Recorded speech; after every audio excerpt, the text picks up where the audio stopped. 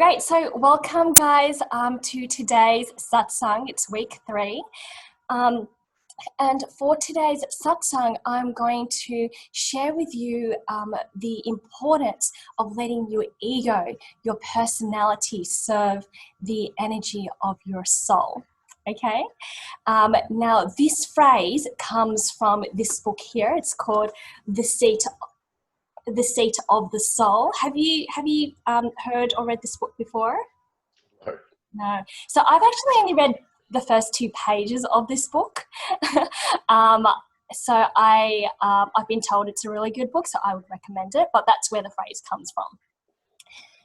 And it's really interesting, because in this physical world, we're obviously made up of many things, right? We're all energetic beings, and we're made up of atoms and other things that science has proven.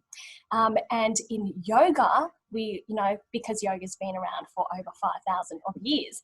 And so in yoga, we know that, human beings are made up of the soul and the ego, right? As well as other things. Now, the soul is, it's considered, pure, it's good, it's precious, and it's made of love. Okay, that's the soul. Excuse me. The ego, on the other hand, what is the purpose of the ego? Or what do you think the purpose of the ego is? Survival. To rival? Survival. Sorry? Survival. To survive? Oh, yes, to survive. Thanks, John. That's right. So the purpose of the ego is it's a survival mechanism, right? It is here to protect us, to ensure we survive. Now, the ego generally has a lot of insecurities and self-doubt.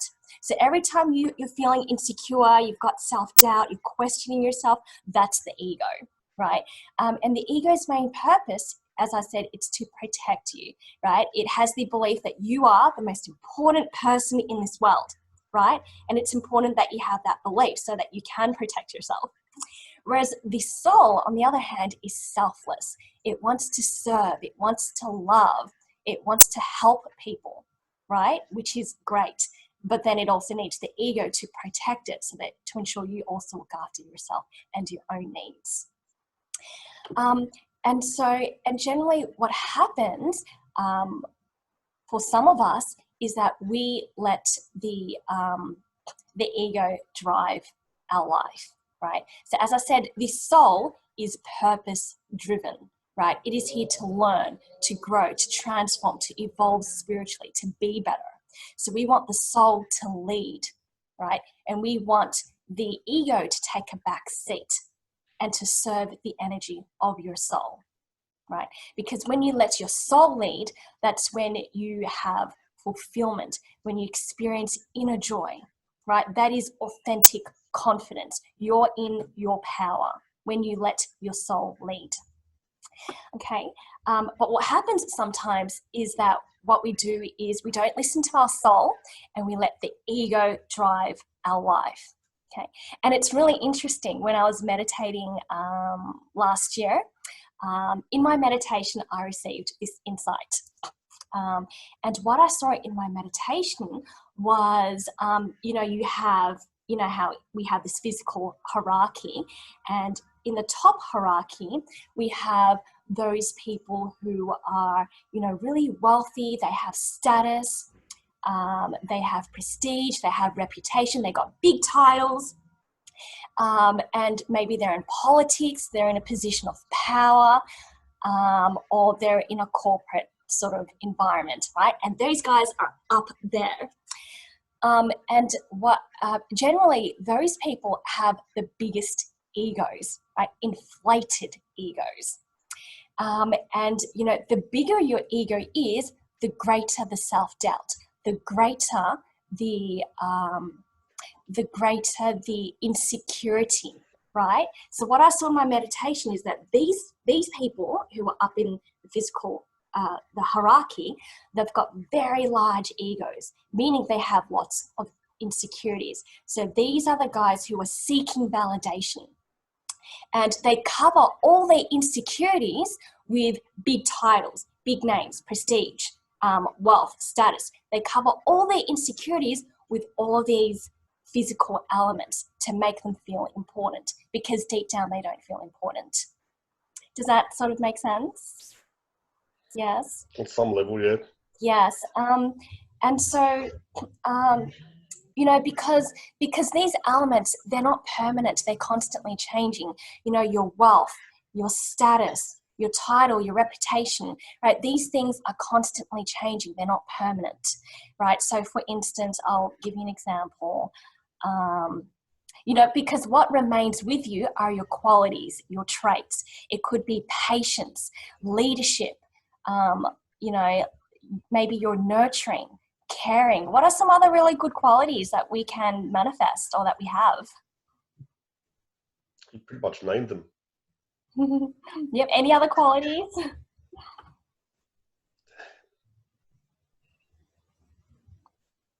Like I said, you pretty much named them.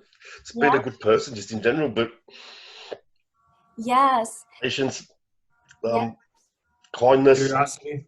Kindness, that's a good one. Sorry, what was that, John? Curiosity. Curiosity, yeah, and creativity, right? Yeah. So, you know, for instance, I had a friend who played soccer as his career, okay? And, you know, he had leadership, right? And so what happened this one time was he sort of fell into an injury and he couldn't play soccer anymore. So the doctor said, you can't play soccer anymore. Now, as I said, you know, your job titles, right? Your positioning, they're constantly changing. They're not permanent. Now, had he attached his identity as a soccer player, right? Because that's just a title, it's a job role. Had he attached his identity as the soccer player, and now to be told that he can't play soccer anymore, he would have been devastated. He would have fallen into depression, right? Because he attached his identity, his worth, who he is, to his job title, right? But because he was very grounded in his own identity, you know, he was a leader. So these were other qualities that truly define him. It's not the title, it's not the wealth, it's not the status that defines him. It's the qualities that he has that truly defines him. Because these qualities you can take with you. They are, you know, they are what define you. So he was able to take these leadership qualities with him and move into another job, into another role, where he could become that leader. And it doesn't have to be in the field of soccer. Yeah. Yeah. And that is what truly defines us. It's our traits, our qualities. These are the real things that define us. It's not, as I said, it's not the status, it's not the wealth, it's not the job titles, because these things change all the time. So when you're feeling like you're lacking self-worth, when you're not connected to who you really are on a deep level, when you're not feeling important because you don't have that self-worth, you're not connected to your identity, to your qualities. So what you would do if you're not connected to your soul, what you do is you have an inflated ego, and you attach your worth to these things. As I said, you attach your worth to your job title, your status, your prestige, reputation. You attach your identity to these things because you're feeling insecure, and you're relying on these external things to make you feel important. Does that make sense? Yeah, but sorry, one sec. Like, I'm going to say, probably for me, when I was younger, Yes. ego meant a lot more. Mm-hmm. But as I get older, it absolutely means nothing whatsoever. Yes. Yeah. I mean, I know what type of person I am, and nothing else matters to me. Yes. Cool. Yeah. No, all right. Okay, yeah, that's cool. Yeah, for sure. I think that, I guess everyone's different. I know for myself, when I was younger, I had a very inflated ego, right? So I had this belief that I'm the most, important person in the world. I expect others to treat me like a spoiled princess. right? I wanted my needs to be met. I had a lot of insecurities, right? And, this is my own personal experience. And I would attach my identity to things like, my looks, my job title, how much money I would earn. And I attached my identity to these things because I had an inflated ego, right? But everyone's different, but that's my own personal experience. And I think you're right, Mario. I think that as we do mature and as we become more wise, and everyone's on a different path in their journey, but from my own experience, as I have become more mature, I feel that my ego has kind of shrunk. Yeah. And I'm letting my soul take charge. And I think that's very common for a lot of people, but obviously everyone's at a different journey. Yeah. And so, and what's very interesting is in my meditations as well, I noticed conflicting thoughts in my head, because sometimes you get a conflict between your soul and your ego, right? So if you're hearing loving thoughts, that's generally coming from your ego, right? Because your ego is loving. It wants to serve. It wants to help others. It wants to grow. It wants to be better. And, the ego is loving. Okay. Now, if you're hearing thoughts that are insecure, where you're experiencing self-doubt, where you're questioning yourself or others, that's the ego. That's the ego talking right there. So it's important to be able to distinguish the two. When you're with yourself, maybe you're meditating or practicing yoga, or you're communicating with someone, be able to distinguish, are these thoughts coming from my soul or are they coming from my ego? Okay, but it's also important to acknowledge your ego, because as John said, the ego is a survival mechanism. It's here to protect us. So we don't want to ignore it, right? There was a stage in my life where I was all about, like spirituality, and I full on suppressed my ego, and it's not very healthy, because you do want to acknowledge your ego. Your ego, your ego has this belief that you are the most important person in the world. Maybe it wants you to be rich. It wants you to be the best-selling author. It wants you, it wants the best for you. It's looking out for you, right? It's selfish, and it's not a bad thing. And we need to acknowledge the ego, but we also want it to take the back seat, because we don't want it driving our life.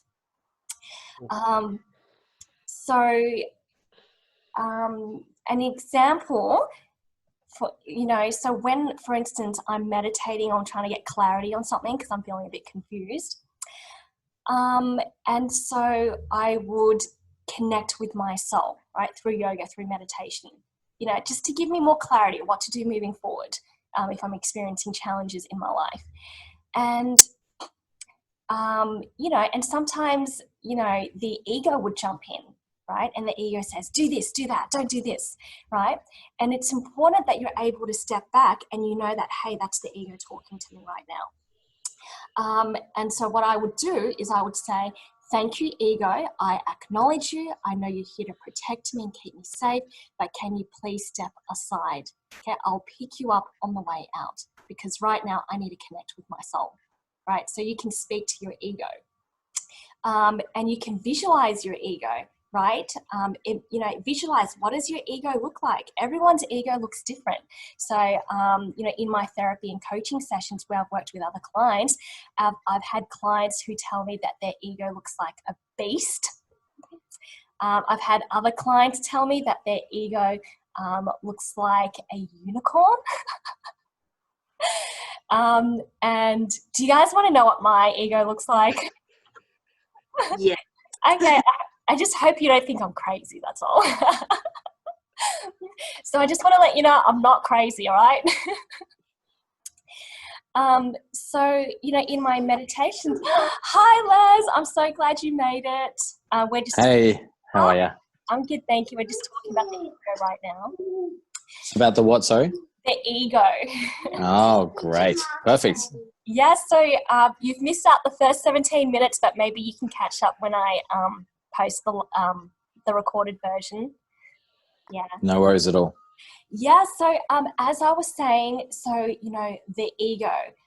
So when I meditated, right, I'm like, what does my ego look like? The ego was a man, and it was like a blob, right? It was a black, hairy blob. And it was very grumpy. It was very angry. And yeah, that was my ego. Wow. Yes, yeah. And so so I spoke to my ego, and my ego says, you know, I'm the most important person in this world. I want to be a best-selling author. I want to be rich, right? So that's my ego. And so this whole time I've been suppressing my ego. I'm like, you know, you're bad, right? I'm just going to stomp you and shrink you up and throw you away because you're bad. You know, and I think, and that's probably why I wasn't, you know, really looking after myself, you know, because I put everyone else before me and I wasn't looking after myself, you know, and it's a bad thing because you see people who are like, you know, all spiritual and loving and always putting others before them, but they're not taking care of themselves. They're not in their power. Right, because to be in your power, you need to take care of yourself before you can take care of others. So one of the major learning lessons for me is to acknowledge my ego and understand that it is here to serve me, but obviously to let it take the back seat because it is here to serve the energy of my soul. Anyway, so that's what my ego looks like. So yeah, you know, you're welcome to. Would you like to do a quick exercise to visualize your ego? Yes? Okay, lovely. Yes, I love the thumbs up. Thanks, Danielle. Sure. Sure, let's do it. Okay, so I invite you to close your eyes. And as you begin to close your eyes, bring full awareness to your breath. And maybe you place your feet onto the floor and feeling connected to the earth. Just imagine tree roots growing from the soles of your feet. These tree roots growing in length, connecting you, grounding you to the earth beneath you. You are feeling stable and grounded. And breathing steadily and slowly as you deeply inhale, notice your belly rise. And as you exhale, your belly falls.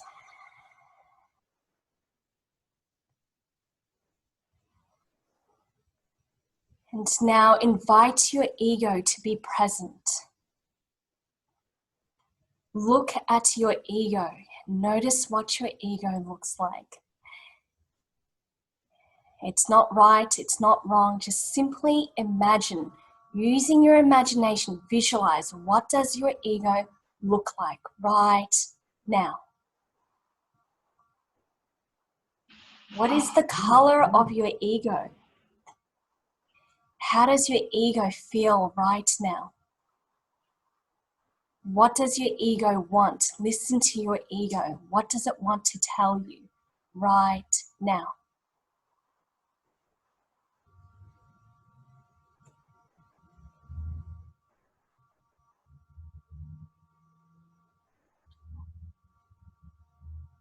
And acknowledge your ego. Acknowledge the emotions, the appearance of your ego. Acknowledge it is here to protect you, to keep you safe.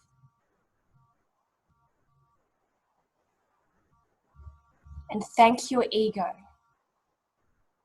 Ego, I acknowledge you. I acknowledge you. I know you're here to protect me, but please step aside so I can connect with my soul and let my soul drive. Can you please take a back seat and serve the energy of my soul? Talk to your ego. Be friends with your ego. And thank your ego. And when you're ready, gently open the eyes.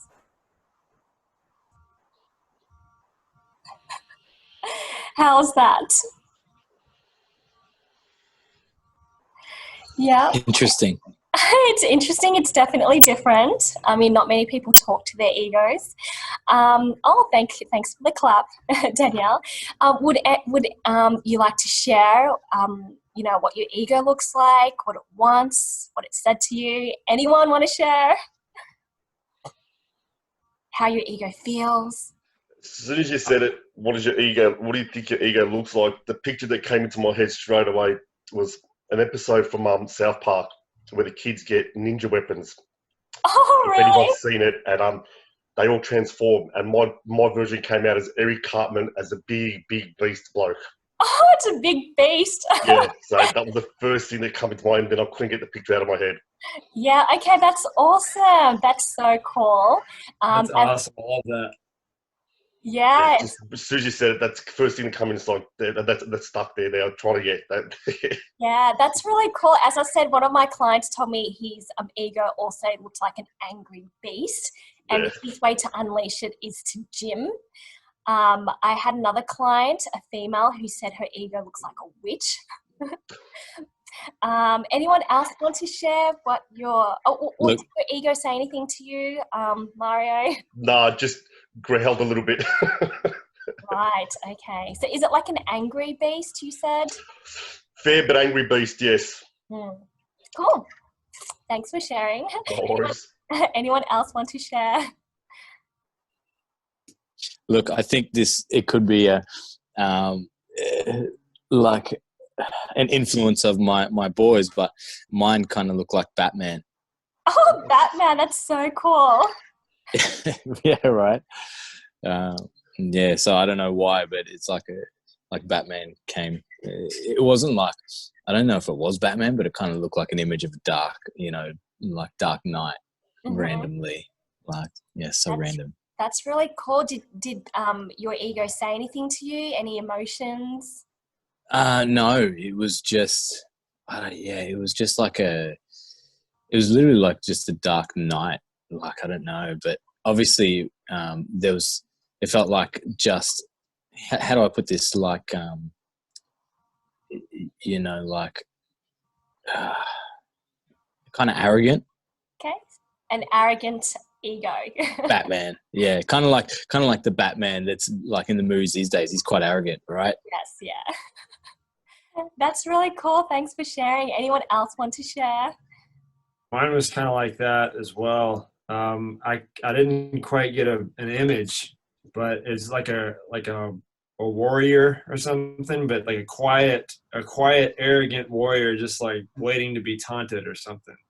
So I kind of got the same visual of like an arrogant Batman, but just I didn't picture the whole thing. It was just like an arrogant warrior. Yeah, that's so cool. And what did your ego say anything to you? What it wants? I couldn't get that far. I may have if it spent a little bit more time. It was pretty quick. Sometimes I have to really get into it to imagine that type of thing. Yes, yeah, it does take some time. So I did a really quick exercise, but definitely you can do this in your own time, and actually talk to your ego, be friends with it. Because as I said, your ego is here to serve. It's here to support you and protect, and you want to be friends with your ego. But at the same time, you don't want it driving your life. Well, that's perfect. I love what you said about that. I think because obviously if it's like that warrior or that dark knight, like, or it has superpowers, right? Like you can like use it. Like I think most of us are kind of, we're the servant to it. Do you know what I mean? Yeah. It's, we serve it and that, and it kind of drives our life, right? Yes. But when you can have mastery over it, I think that's when you can use it, because we need it. Like everybody who's successful 100% has ego. Yes. They just know how to use it at the right time. Exactly. I totally agree. Yeah, that's a good point. Yeah, and it's like what I was saying before about the insights I received in my meditations. The people who are up in the hierarchy, who have the inflated egos, who are letting their egos drive their lives, they're attaching their identity, their self-worth to, how much money they're making, their job titles. And as I said, if these things were to be removed, your job title, your reputation, your prestige, your wealth. You know, you might go bankrupt overnight. You don't know, because these things aren't permanent. And if these things were to be removed from you, you would be devastated. You would lose yourself because you're attaching your identity to these things that are constantly changing. Well, yeah, that's right. You have an inflated ego. So, you know, you don't want your ego to be in charge. You want your ego to serve you, to serve your soul, to serve your purpose. Absolutely. And I think the issue, you know, most people might find is not only have they attached their identity to this ego, they actually think it's who they are. Yeah. You know, it's like they haven't even, you know, come to the awareness that it's like an arm, right? Like your arm isn't who you are. It's part of you, it's connected, but it isn't who you are, right? It's like getting to that awareness of understanding that you can separate yourself from it, you know, when you get mastery over it, you know. Yeah. Now, by the way, I don't have mastery over it yet. Okay, I just know this because I've come to an awareness where I can take ego out of a lot of things that I do. Where you know, whereas in the past I thought it's just who I am, right? Yes. Yeah, that's a really good point that you made. I love that. Thank you. Thanks for sharing, Wes. And Danielle, do you want to tell us about your ego? Yeah, sure. I wish I had like a cool cartoon or fictional character like you guys, but I actually saw you didn't? No, I didn't. I saw a reflection of myself, but like a really different version. It was like I look like a Hollywood star with like plastic surgery, and then I was like fading into a green. That's awesome. That's really cool. That's awesome. And what were the emotions, or did your ego tell you what it wanted? It didn't get that far because I needed more time. But yeah, definitely I think exploring that would be really useful and interesting. That I'm sure some messages would come through with some more time. So that was really good. Thank you. Yeah, that's awesome. Thank you, Danielle. You know, and as I was saying before, you know, you want to be able to distinguish, you know, whether the thoughts are coming from your soul or whether the thoughts are coming from your ego. So as I said, loving thoughts, thoughts about, you know, wanting to help and serve others, wanting to be better, to transform, to evolve. These are generally thoughts that are coming from your soul. If you've got thoughts that are fearful, it could be hatred, guilt, shame, anger, frustration, envy, jealousy, you know, any form of stress, you know, or where you're experiencing self-doubt, when you're questioning yourself or others, those thoughts are coming from your ego. Okay, and because selfish thoughts are generally from the ego. So I'm just going to give you an example. There was this one time I had a fight with my sister. So a couple of you know Caroline. She's my sister, my business partner. You know, we're sisters, right? So, you know, we're going to fight. And so this one time we had a really, really big fight, like really big fight, like screaming at each other, you know, that sort of thing. And I felt really angry, right? So I meditated just to get some clarity, you know, what to do moving forward.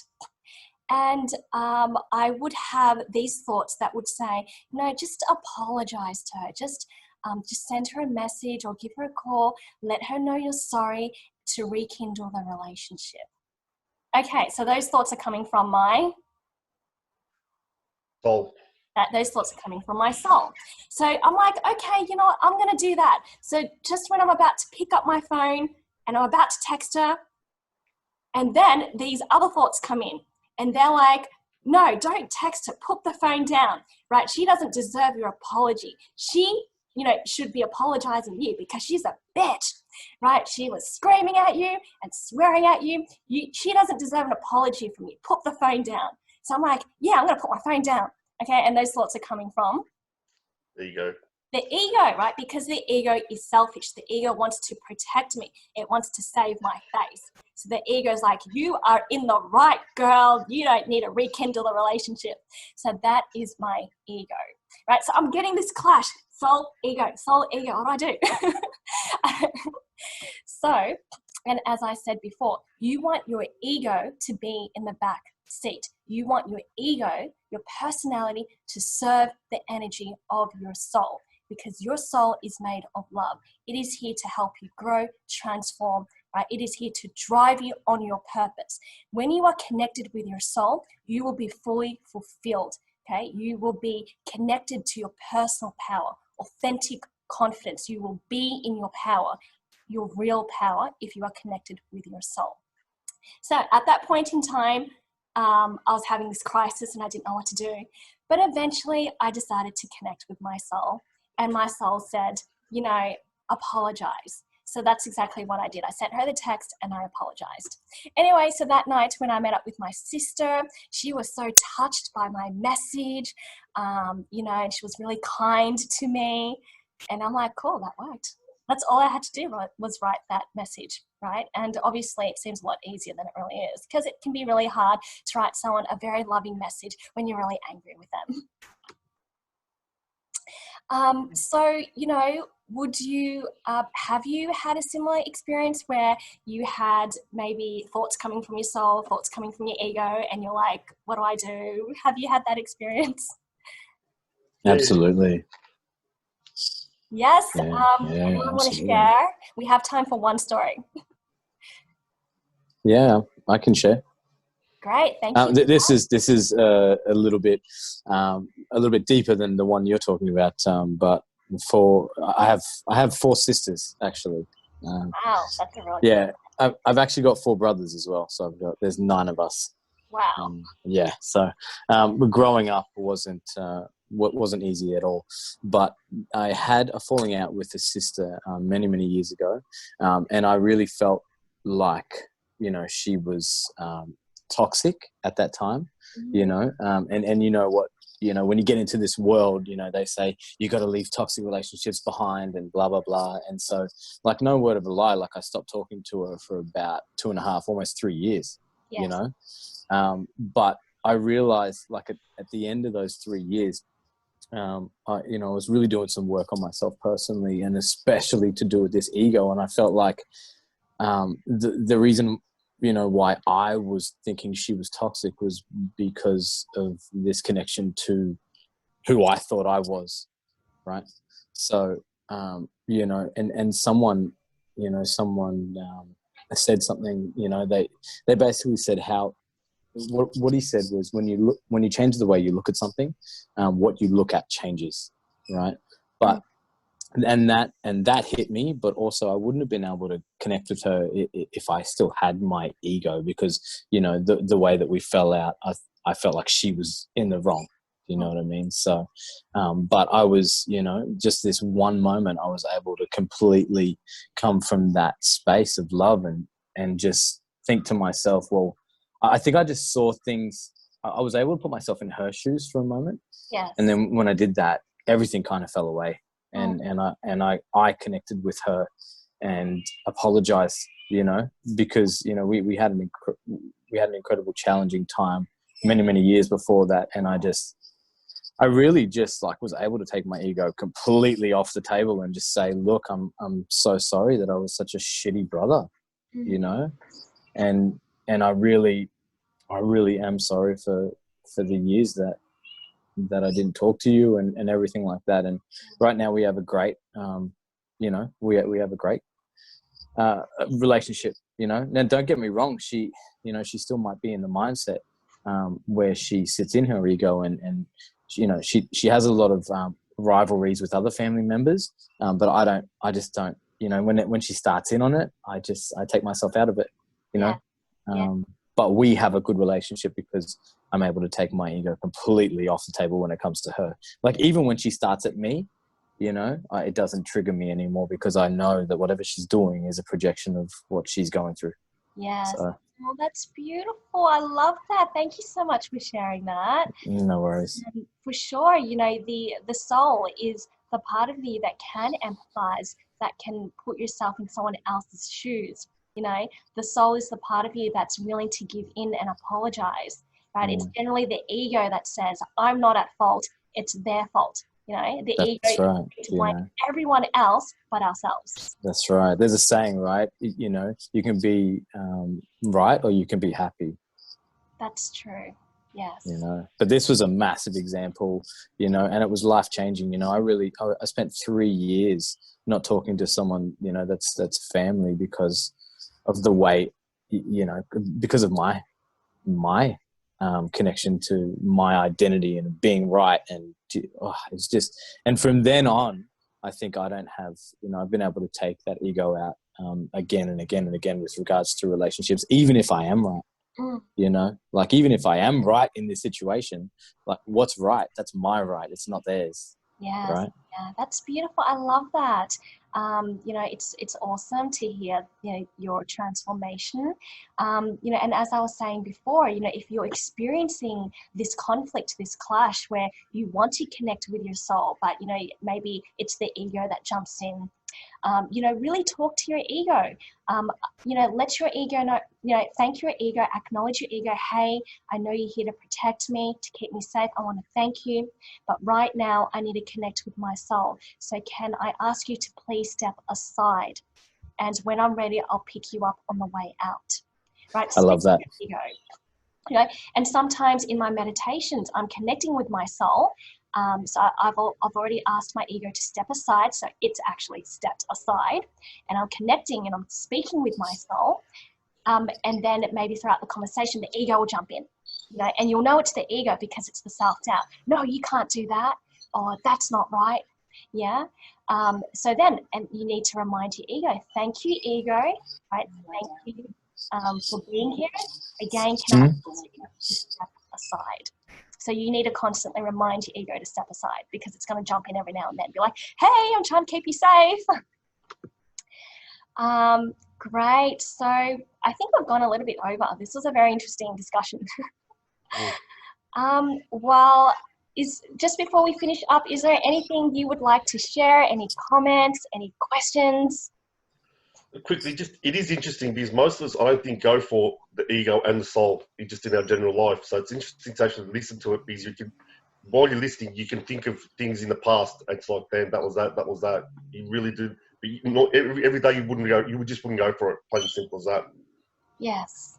Yeah. Yeah, that kind of awareness is awesome, right? Like being able to actually, you know, like you said, like have that conversation with it, you know. Imagine if you could do that on a day-to-day basis and notice when it comes up. Like I really think that's when we start thinking for ourselves, is when we start becoming aware of what's actually going on in our heads, right?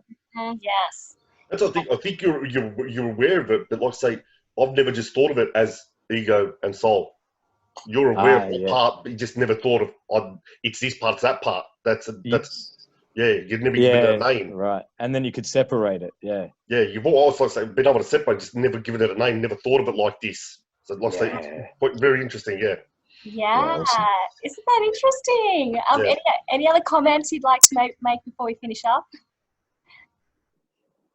I just want to know if John Power's related to Max Power. Oh, Max Power. Mate, I love that all episode. the time, man. I couldn't resist. I love that episode. Yeah. Yes. Okay. Well, just to sum up today's discussion, so we talked about, you know, obviously acknowledging, or the importance of acknowledging your ego, because as I said, it's here to serve you. So you want to acknowledge it, you want to thank it. You don't want to suppress it, but you want it to take the back seat and let the ego, let your personality serve the energy of your soul. Because when you can do that, when you let your soul drive your life, you will be purpose-driven. You will be fulfilled. You will be in your authentic power with authentic confidence when you are connected with your soul, when you let your soul drive your life. We also talked about visualizing your ego, you know, knowing what it looks like, and your ego can transform. So as I said, my ego was previously a very grumpy, angry, black male blob that was very masculine. And then I transformed it into a unicorn. I actually did. So, but sometimes it shifts, you know. It's like the happy, sort of colorful unicorn, with the black blob driving on its back. So that's what my ego looks like. Love it. Yes. So we talked about, being able to visualize your ego, be friends with your ego, talk to your ego, and understand what your ego wants, and acknowledge what it wants, right? But at the same time, you want it to be in the back seat. And we also talked about, what else did we talk about? Yeah. Identity and qualities. Sorry? We talked about identity and qualities. Yes, yeah. And, being really connected with your, the qualities, the traits that make you who you are, right? Because these are the real qualities that define you. It's not the external, titles and reputation, prestige, wealth, status. Those things don't really define you. I mean, they're here to serve you, to make your life better, but they're not permanent. And they do not define you, because what truly defines you are your qualities. And we also talked about being able to distinguish the thoughts, other thoughts coming from your soul or other thoughts coming from your ego, being able to distinguish the two.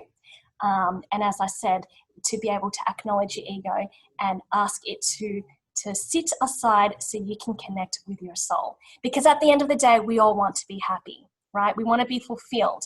And if you want to be fulfilled, you got to connect with your soul, because your soul is fucking amazing and it's going to drive your life and make your life awesome. Or you could let your ego drive your life, but you're probably going to be suffering, angry, sad, I don't know, just not in a really good mood most of the time. And you probably don't want that. So you want to tame your ego. Awesome.